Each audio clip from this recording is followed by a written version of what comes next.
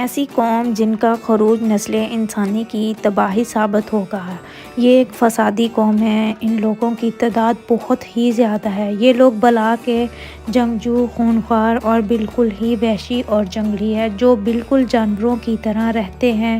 موسم بہار میں یہ لوگ اپنے غاروں سے نکل کر تمام کھیتیاں اور سبزیاں کھا جاتے ہیں اور خشک چیزوں کو اپنے ساتھ لاد کر لے جاتے ہیں۔ یہ قوم آخر کہاں رہتی ہے اور ان کا خروج کب اور کس طرح ہوگا، اور حضرت ذوالقرنین نے ان کو کیسے بند کیا، کیا کیا؟ یہ لوگ کسی اور ستارے پر رہتے ہیں یا اسی زمین پر رہتے ہیں؟ یجوج مجوج حضرت نوح علیہ السلام کے تیسرے بیٹے یافس کی اولاد میں سے ہیں۔ یہ انسانی نسل کے دو بڑے وحشی قبیلے گزر چکے ہیں جو اپنے ارد گرد رہنے والوں پر بہت ظلم اور زیادتیاں کرتے اور انسانی بستیاں تک یہ تباہ کر دیتے۔ قرآن مجید کی آیت توریت کے مطابق اور تاریخی شہادات سے معلوم ہوتا ہے کہ یہ لوگ شمالی مشرقی ایشیا میں زندگی بسر کرتے تھے اور اپنی وحشیانہ حملوں کے نتائج پر ایشیا کے جنوبی اور مغربی علاقوں میں مصیبت برپا کرتے تھے۔ بعض تاریخ دانوں نے ان کے رہائشی علاقوں کے بارے میں بتایا جو کہ ایک بالکل صحیح نہیں تھا۔ ذوالقرنین کے بارے میں سورۃ الکہف میں بہت واضح طور پر بیان کیا گیا ہے۔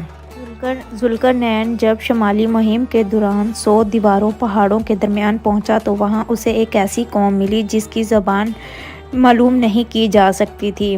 ذوالقرنین نے اشاروں میں ان سے بات کی۔ انہوں نے بولا کہ آپ ہماری مدد کریں، ہم اس کا معاوضہ ادا کریں گے آپ کو کہ آپ لوگ اس فتنہ زدہ قوم سے ہمیں نجات دلا دیں۔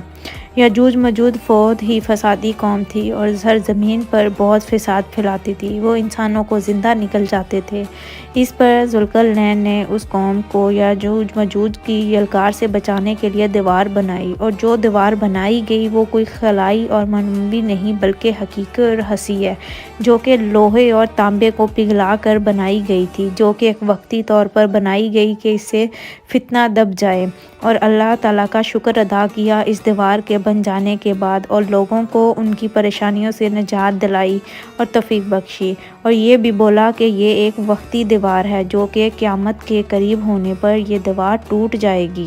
اور حدیث میں آتا ہے کہ یجوج مجوج ہر روز اس دیوار کو کھودتے ہیں اور پھر کل کے لیے چھوڑ دیتے ہیں، اور ان میں سے ایک ان کا سردار آ کر بولتا ہے کہ ہم کل کو اس کو دوبارہ کھودیں گے، اور وہ جب دوبارہ واپس آتے ہیں تو دوبارہ دیوار ویسے ہی مضبوط ہو جاتی ہے۔ ایک دن آئے گا جب ان میں سے ایک پیدا ہوگا جو بولے گا انشاءاللہ اس کو ہم کل پھر کھودیں گے، اور پھر دوسرے دن وہ اس سے نکالنے میں کامیاب ہو جائیں گے اور زمین میں فساد پھیلائیں گے، یعنی انسانوں کو بھی کھانے سے گریز نہیں کریں گے۔ تو اللہ تعالیٰ کی طرف سے حضرت عیسیٰ علیہ السلام کو حکم ہوگا کہ وہ مسلمانوں کو طور کی طرف جمع کر لیں، کیونکہ یجوج مجوج کا مقابلہ کسی کے بس میں نہ ہوگا۔ یہ سارا معاملہ دجال کے آنے کے بعد کا ہے۔ دجال کو موت آ جائے گی، اس کے بعد یہ سارا یجوج مجوج کا قصہ سٹارٹ ہوگا۔ حضرت عیسیٰ علیہ السلام اور ان کے ساتھی اس وقت ایسی جگہ کھڑے ہوں گے جہاں غذا کی سخت قلت ہوگی۔ پھر لوگوں کی درخواست پر حضرت عیسیٰ علیہ السلام